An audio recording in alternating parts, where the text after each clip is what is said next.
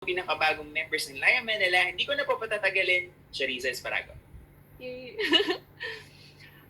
So hello everybody. Yeah, I'm just kind of in my pajamas. No, casual pajamas, so it still counts.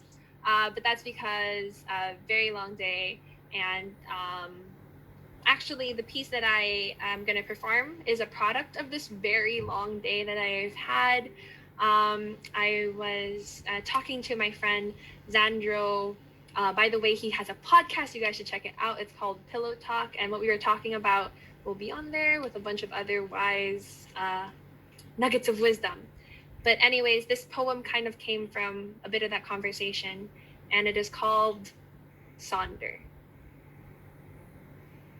In New York, a man stood with a dollhouse and a leg that couldn't take him anywhere.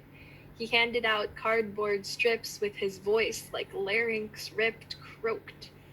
He said he'd hang the paintings of passerbys in her home for $1. I mean, a man's got to make a living.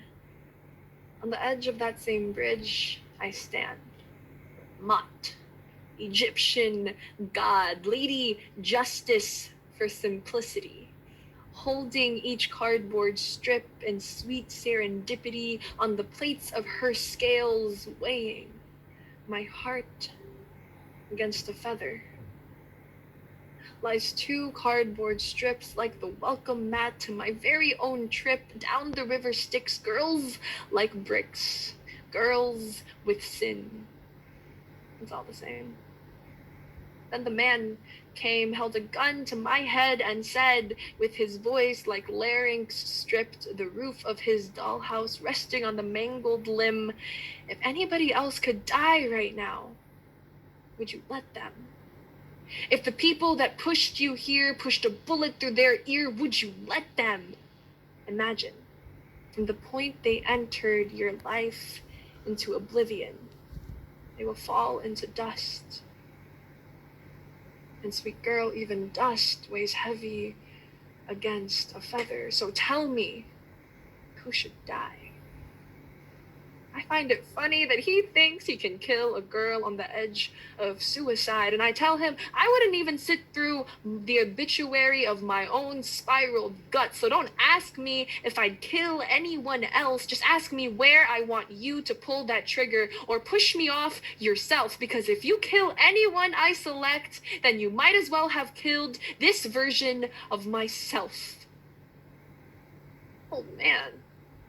I am not made of cardboard or dust, just stone and rust. I am sculpted by hands both gentle and careless, and I couldn't care less if I dropped dead instead. So drop that house and shoot me. Soul crushed, he asked me what would become of the people my calloused hands have touched, and he asks me what oblivion looks like to girls made of brick, and he asks me if sculptures have a place in hell. He says he doesn't think my soul would stick on the edge of the river Styx.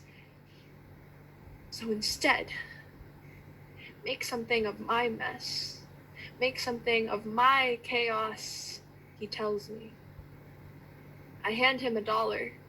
He hands me the gun. And together, we, 2 passerbys, painted her home red. So that piece was wholly inspired by the conversation that I had with my friend just literally minutes ago. He asked me if you could snap anyone out of your life, just out of your existence, they were never there, who would you pick and why?